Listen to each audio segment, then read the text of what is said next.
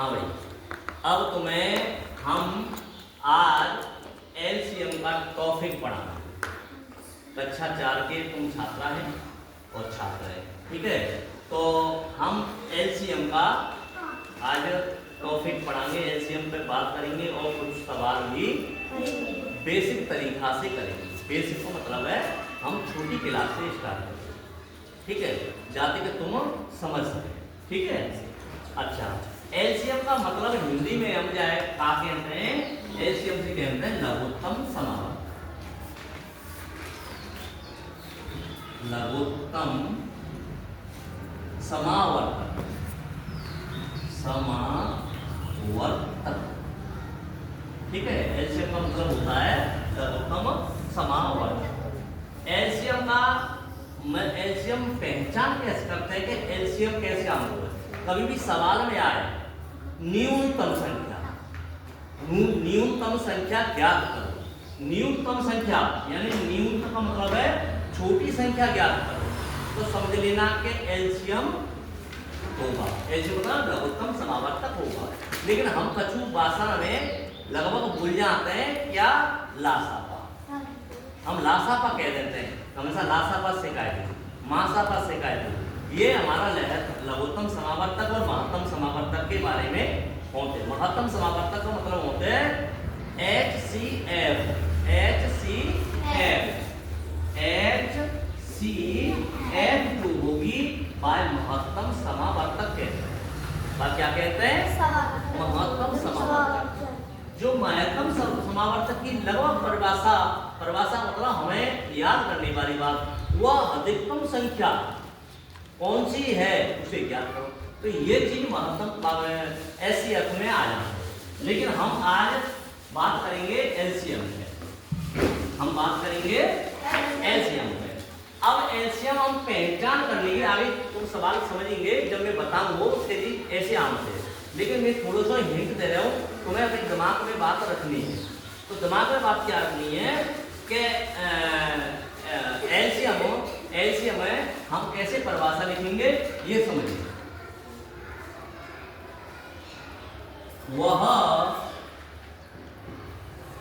छोटी से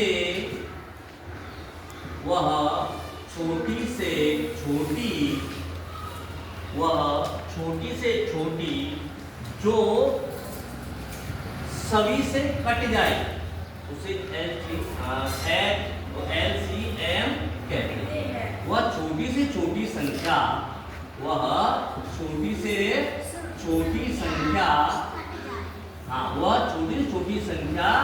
जो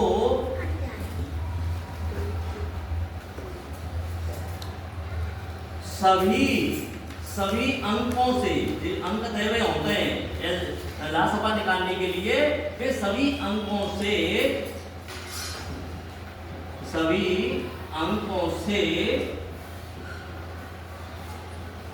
पूर्ण रूप से कट जाए। जैसे अब ये तो बात हम थोड़ी परिभाषा समझ गए कि जहाँ का मतलब है जो न्यूनतम संख्या ऐसी होनी चाहिए जो सभी अंकों से कट जाए। जैसे संख्या मान ली 2, 3, 4।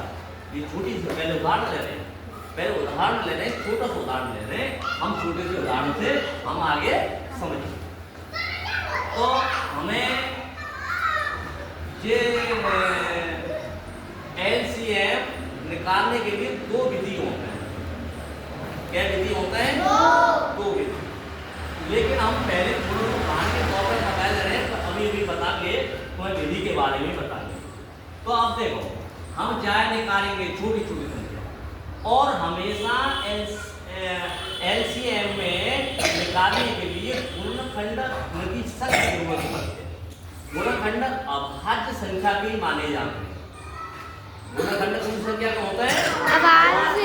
ये मैं अभी बताऊंगा तुम्हें, थोड़ी देर पीछे बताऊंगा ये सब चीज, लेकिन ये बात में ध्यान रखना। तो अब देखो 2 ऐसी नाम में कौन सी संख्या है छोटी अभाज्य संख्या से कटी जाए? छोटी अभाज्य संख्या से कट जाए 2 है। अभाज्य संख्या कौन सी होते हैं? 2। अभाज्य संख्या वे संख्या होती है जो स्वयं से कटे, किसी दूसरे से नहीं कटे, कोई अभाज्य संख्या कहता। जैसे मान लो चलो हम 4 ले रहे हैं, 4 हम कहें अभाज्य संख्या। सुनो 4 हम कहें अभाज्य संख्या नहीं, ये अभाज्य संख्या क्यों? जहाँ में 2 भागे जा रहा है, जहाँ में 2 भागे जा रहा है और 4 क्यों जा रहा है? तो 1 से अधिक संख्या है गई, यानी अधिक एक तो संख्या 1 होते हैं। देखो 1 को हम जहाँ में हमेशा भागे चले जाओ और 2 को चले जाओ, 2 दूनी 4 और 4 को चले जाओ, 3 को ना जा रहे हो, 4 को जा रहे हो। तो कहने का मतलब 2 से अधिक संख्या बनी गई, 1 2 3 बन गई, तो जी भाज्य संख्या है। जी कैसी संख्या है गई? भाज्य संख्या है गई। लेकिन अभाज्य संख्या वे संख्या है अपने अलावा का औरतें नहीं करते, तो वो समझ लो अभाज्य संख्या है गई। और अपने से अलावा का और संख्या से कट जाए तो समझ लो वे भाज्य संख्या है गई। 2 कॉन्सेप्ट को ध्यान रखना और आगे हम सवाल इन्हें करेंगे। इन्हें करने के बाद में हम जाके एक टॉपिक बनाएंगे और तुम्हें जाके बारे में अच्छे ढंग से समझाएंगे, ठीक है? ओके, अब हमारे पास और देखो जब हम एलसीएम निकालते हैं तो हमने लास्ट में एक आना अनिवार्य है। जब तक एक नहीं आवे तो जब तक हम खंड करते ही चले जाए, ठीक है? जैसे देखो जो रखिए 2 का पारा पड़ेगा, 2 1 2 1 आ गई। अब 3 में चले जाओगा, नहीं जाओगा तो भाई 4 में जाओ। देखो जहाँ में जाए, जहाँ में चले जाए भागे वहां में दे देंगे, और जहाँ में नहीं जाए वहां में नहीं देंगे। इनके पास ना रुक जाओ। और जहाँ में जा रहा हूँ 2 दूनी 4, 2 बार चलेगा, कोई परेशानी तो ना है। अब इसके बाद फिर 2 को फिर चले जाओ, 2 हमारे पास अभी छोटी संख्या है, हमेशा छोटी अभाज्य संख्या से पहले क्लियर करते हैं, फिर जाके बाद बाकी बड़ी संख्या करते हैं, फिर बाकी और बड़ी संख्या करते हैं। इस प्रकार हम आगे बढ़ते हुए चले जाते हैं। पढ़ने की बात कर लें। अब फिर जाके बाद 2 है, मैं बात कर रहा हूँ, अब 2 है। अब 2 से हम करेंगे तो 2 को पहले 1 में जाओ नहीं, या यूं भी छोड़ सकते हो, 1 को मैं लानी है। 2 को 3 में चले जाओ, 3 में जाओ, चाहे यूं भी माननी है। 2 1 का ना 2 है। अब इसके बाद 3 भाई 2 का जा रहा हूँ, अब 2 को नहीं जाओ, हम 2 पर मतलब नहीं लेंगे, 2 की अभाज्य संख्या नहीं लेंगे, अब हम 3 की अभाज्य संख्या लेंगे, क्योंकि 3 को 3 में जा सकते हो और का कोई मतलब हतना है, तो हम जाएगा जो करेंगे 1 3 1 3 और 1। जब तक हमारे बीच 1 1 नहीं आवे संख्या कहे वो ही आता क्यों है, कोई परेशानी नहीं, कोई परेशानी नहीं, तो हमें तुरंत ले लेंगे, ठीक है? तो हमारी ये है। अब जाके गुणनखंड कितने बन गए? 2 × 3, चाको कितना बनेगा? एलसीएम कितना बनेगा? 2 × 3। तो हम जाको निकालेंगे 2 3। अब बराबर 2 दूनी 4, 4 दिया 12। तो जाको एलसीएम कितना निकल आया? 12।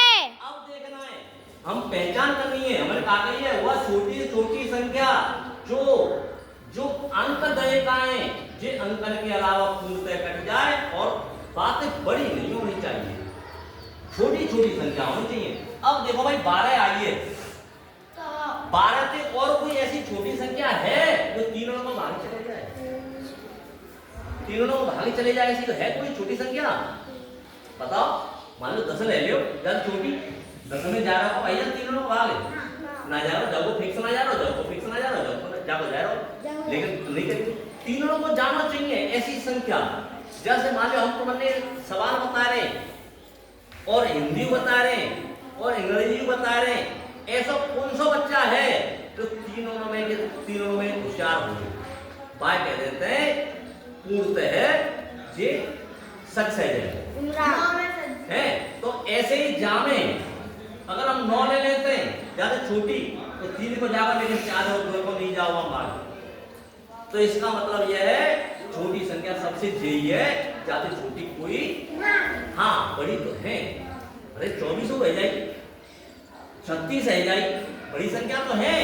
30 है ना, 35 तो भैया कौन दिया दादी को एडमिशन हो